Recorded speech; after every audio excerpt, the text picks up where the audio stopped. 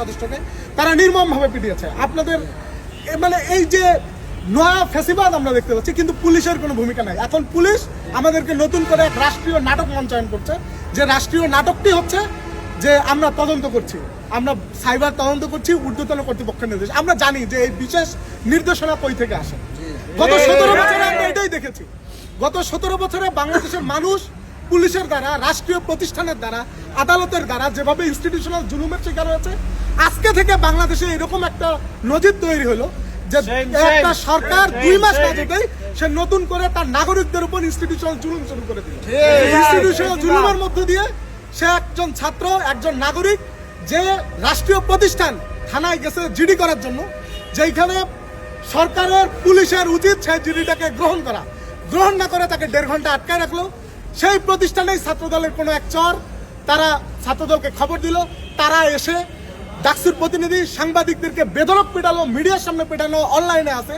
সেই পুলিশের ন্যূনতম কোনো গাছ নাই, এই পুলিশের কোনো ক্ষমতা নাই যারা হামলা করলো থানার প্রেমিসের মধ্যে তাদেরকে আটক করা, যারা হামলা করলো থানার প্রেমিসের মধ্যে শিক্ষার্থীদের, ডাকসুর নির্বাচিত প্রতিনিধিদের, তাদেরকে আটক করার কোনো ক্ষমতা নাই। কারণ আমরা জানি দীর্ঘদিন ভাবে ক্ষমতাসীনদের সাথে এই যে রাষ্ট্রীয় প্রতিষ্ঠানদের এই নেক্সাস এই বাংলাদেশের মানুষের, নাগরিকদের নাগরিক মর্যাদা কেড়ে নিয়েছিল।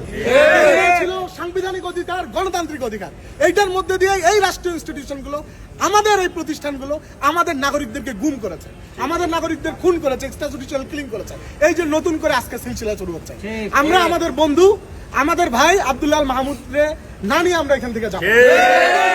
আসবে কি করবে? ছাত্রদল আমাদেরকে পেটাবে, যুবদল আমাদেরকে পেটাবে, পুলিশ আমাদেরকে পেটাবে, গ্রেফতার করবে, থানায় দিবে, মামলা দিবে। আমরা গত 17 বছরে শেখ হাসিনার এই ধরনের জুলুমগুলো সহ্য করেই টিকেছিলাম, আগামী 17 বছরও পারবো।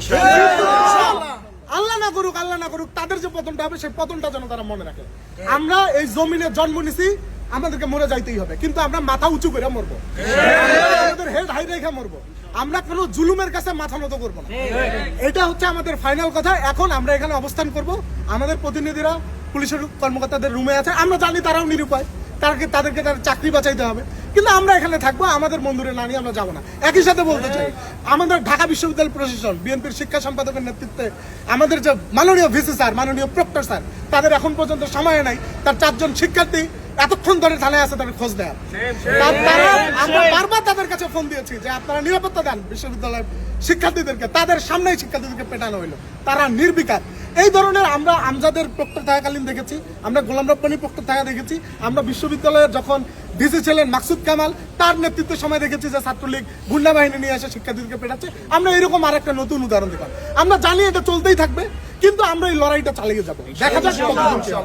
ভিতরে যে 4 জন শিক্ষার্থী রয়েছে, বাকি 3 জনের পরিচয় একটু জানাবেন, এবং বাকি 3 জন প্রতিনিধিরা রয়েছে তারা কে কে আছেন এখানে? ভিতরে ডাকসুর ভিপি সাদিক কায়েম আছেন, এজিএস এবং বাংলাদেশ ইসলামী ছাত্র শিবির ঢাকা বিশ্ববিদ্যালয়ের সভাপতি মহিউদ্দিন খান আছেন বাংলাদেশ ইসলামী ছাত্র শিবির ঢাকা বিশ্ববিদ্যালয়ের সেক্রেটারি কাজী আশিক আছেন, ডাকসুর পরিবহন সম্পাদক আসিফ আব্দুল্লাহ আছেন, ডাকসুর কেরিয়ার সম্পাদক মাজহারুল ইসলাম আছেন, ডাকসুর স্বাস্থ্য বিষয়ক সম্পাদক মিনাজ, এবং হল সংসদের বিভিন্ন হল সংসদের ভিপিরা আছেন। এবং আমরা যারা এতে রয়েছেন তারা বলছেন যে 3 জন সেই শিক্ষার্থীর সাথে ছিল তাকে সহযোগিতা করার জন্য, তারাও আছেন সেখানে। 21 হলের এজিএস ছিলেন আমাদের ওবায়দুর রহমান হাসিব, এবং মুক্তিযোদ্ধা জিয়াউর রহমান হল সংসদের কার্যনির্বাহী সদস্য মোল্লা আবিদ হোসেন, এবং জাবির আল হায়ান ঢাকা বিশ্ববিদ্যালয়ের 3 জন শিক্ষক। তো এনারা 3 জন এখন পর্যন্ত আছে আর কি। পুলিশের পক্ষ থেকে এই যে তদন্ত চলছে, সাইবার টিম, মানে তারা একটা সিচুয়েশন ক্রিয়েট করছে, নতুন নাটক মঞ্চস্থ করছে।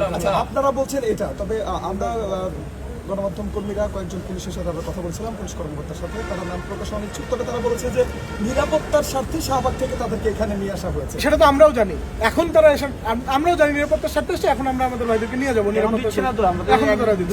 বললেন যে একটা অভিযোগের কথা নাকি তারা বলছে, অভিযোগটা সেই অভিযোগের সবচেয়ে ভালো ব্যাখ্যা তো তারা দিতে পারবে, এই আইনি ব্যাখ্যাটা তো তাদের দেওয়ার কথা।